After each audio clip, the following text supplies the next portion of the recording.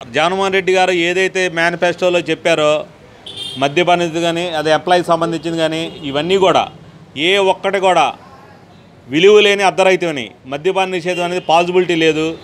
మద్యపాన నిషేధం అని చెప్పి సొంత స్టేటే డిస్టిలరీ ద్వారా మద్యం అమ్ముతుంది. దానికి సంబంధించిన రిపోర్ట్స్ కూడా ఉన్నాయి.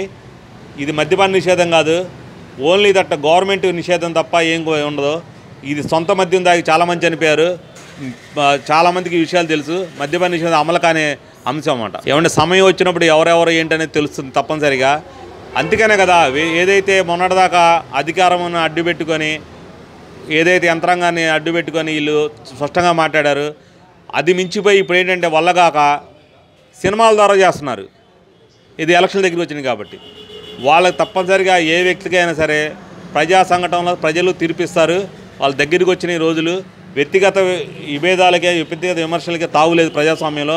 వీళ్ళు కావాలని చేసిన సంగతి వాళ్ళకి తెలుసు, ఆత్మ ఘోషిస్తుంది వాళ్ళకి. తప్పనిసరిగా వాళ్ళు ప్రజాక్షేత్రంలో దెబ్బతింటారు. చూస్తూ ఉండండి మీరే. ఇప్పుడు ఎవరైతే ఏదో పలుకుతున్నారో ఆ రోజున మాకు ఏదో చెప్తారు, మాకు మైండ్ బాగోలేదు, మా గవర్నమెంట్ ఏదో చెప్పమంటే మీకు చెప్పామంటారు. తప్పనిసరి వీళ్ళందరూ బాధ్యులైతే అవుతారని చెప్పి తెలియజేస్తాను. పరిస్థితి ఏమీ లేదండి. ఎస్సీ ఎస్టీ భూముల విషయంలో ఏదో మెరుగైన ప్యాకేజీ ఇస్తామన్నారు. ఆ మెరుగైన ప్యాకేజీ కాదు, తినడానికి అన్నం కూడా లేదండి సార్. దళితులకు పెద్దపేట వేస్తున్నాను జగన్మోహన్ రెడ్డి గారు పదే అని చెప్తున్నారు. ఈ పెద్దపేట వేస్తే ఏది, ఎందుకంటే ఇప్పుడు రాజధానిలో భూములు ఇచ్చిన రైతులు, ఈ దళిత భూములు ఇచ్చిన రైతులు తినడానికి అన్నం కూడా లేని స్థితిలో జీవిస్తున్నారు. వాళ్ళు ఏం చేయాలో అర్థం కాక అటు పనులు లేవు, ఇటు పరిస్థితులు చాలా దారుణంగా ఉన్నాయి. ఆ పరిస్థితిలో వాళ్ళకి ఏదైనా జీవనం కలిగిస్తానికి అవకాశం కలిగించాలి. కానీ ఇప్పుడు నువ్వు ఇస్తున్నావు, వాళ్ళు తాగుతున్నారు, మగవాళ్ళు తీసుకున్నారు, తాగుతున్నారు, అవతలకి అయిపోతున్నాయి. ఆడవాళ్ళని కొట్టైనా కానీ వాళ్ళు తీసుకోగలుగుతున్నారు. ఇక్కడ తినడానికి పిల్లలకి భార్య పిల్లలు చాలా ఇబ్బందులు పడుతున్నారు. రాజధానిలో పరిస్థితులు మటుకు ఏమండి ముందర మనకు ఒక రాజధాని కడితే చాలండి. ఒక రాజధాని కట్టేసి దాన్ని ఒక డెవలప్ చేస్తే ఇంకా 2 రాజధానులు కట్టమండి, మంచిదే, మరీ మంచిదే. నువ్వు పోషిస్తానికి 2-3 పిల్లల్ని చేసుకుంటా అంటే అక్కడ వచ్చిన అభ్యంతరం ఏమి లేదు కదా. నువ్వు పోషించేవాడు నువ్వు ఎన్ని రాజధానులు కడితే మాకు అభ్యంతరం ఏముంటుంది? మమ్మల్ని డెవలప్ చేసి రాజధానిలో ఉన్న రైతుల్ని, ఎస్సీ ఎస్టీ రైతుల్ని డెవలప్ చేసి అప్పుడు మీరు మెరుగైన ఎట్లా డెవలప్ చేస్తారన్నా మాకు అభ్యంతరం లేదు. దాడులు అంటే దాడులు జరుగుతూనే ఉంటాయి సార్, ఇది కామనే. ఇప్పుడు ఉన్నది ఎప్పుడు ఉన్నది వ్యవస్థ. ఆ వ్యవస్థ అనేది అది ఎక్కడ పడిద్దో అనేది స్టెప్పు.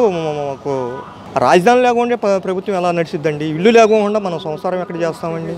అది సాధ్యపడదు కదా అది. సార్ ఇప్పుడు అమరావతికి న్యాయం జరుగుతుందని మీకు భావిస్తుంది? నేను మటుకు 100% నా మీద నాకు నమ్మకం ఉందండి. నేను ఆల్రెడీ కమిషన్కి పిటిషన్ వేసాను, దాని మీదే ఎంక్వైరీలు జరిగినాయి. నేను రాజధాని అభివృద్ధి, రాజధాని అమరావతి అవుతుంది అనేది 100% నేను చెప్పగలుగుతున్నాను సార్. ప్రజా సమస్యల గురించి మాట్లాడకుండా వ్యక్తిగత దోషం చేయడంపై అభిప్రాయం ఎవరి మీద అండి? వైసీపీ అన్ని పార్టీల మీద వ్యక్తిగత దోషం చేయడంపై రాష్ట్ర ప్రజలు జగన్మోహన్ రెడ్డి గారు పట్టం కట్టారు. నా వల్లే పార్లమెంటు సభ్యులు, శాసనసభ్యులు గెలిచారనేది చాలా అహంకారపూరితంగా జగన్మోహన్ రెడ్డి గారు పాలన 5 ఏళ్ళు జరిగింది. దాంట్లో భాగంగానే పార్లమెంటరీ సీట్లు మారుస్తున్నాడు, శాసనసభ సీట్లు మారుస్తున్నాడు. మీరు నా వల్లే గెలిచారు, మీ వల్ల నేను గెలవలేదు అనేది ఒక దురాలోచనతో జగన్మోహన్ రెడ్డి గారు ఉన్నారు. ఈ 5 ఏళ్లలో పూర్తిగా వైఫల్యం చెందారు. ఈ పార్లమెంట్ సభ్యులు, శాసనసభ్యులు ఈరోజు మాట్లాడతాకి ఇతర రాజకీయ పార్టీల మీద, ప్రతిపక్ష పార్టీల మీద అసభ్యకరమైనటువంటి మాటలు, రాజకీయంగా అనరాని మాటలు మాట్లాడుతున్నారంటే కేవలం రేపు 24 ఎన్నికల్లో సీట్లు దక్కించుకోవటానికి.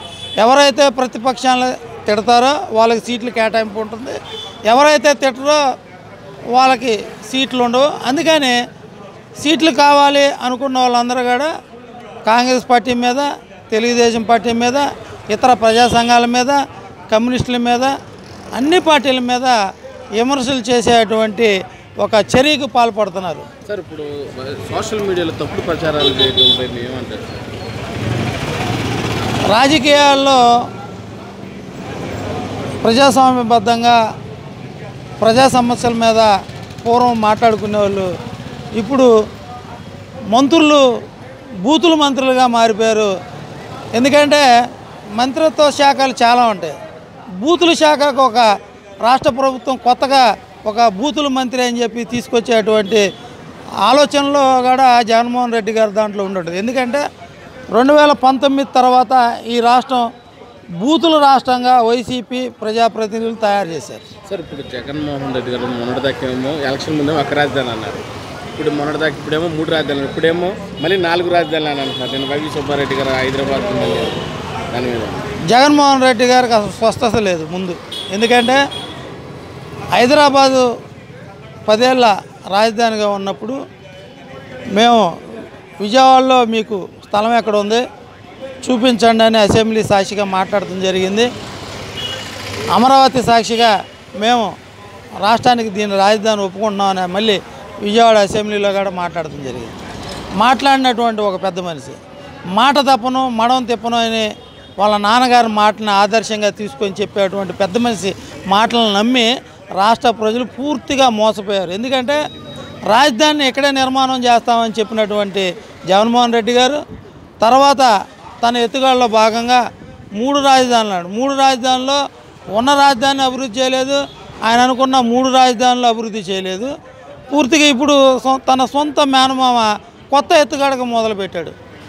ఉమ్మడి ఆంధ్రప్రదేశ్గా ఉన్నటువంటి హైదరాబాద్ని ఒక కొత్త రాజధానిగా మళ్ళీ ప్రకటించాలని చెప్పేసి మళ్ళీ ఏదో ఒక విధంగా రాజధానుల పేరుతో రాజకీయం చేసి వైసీపీ మళ్ళీ 2024లో అధికారంలో రావడం చేసేటువంటి ప్రయత్నం తప్ప ఇది మరొకటి లేదని చెప్పి స్పష్టం.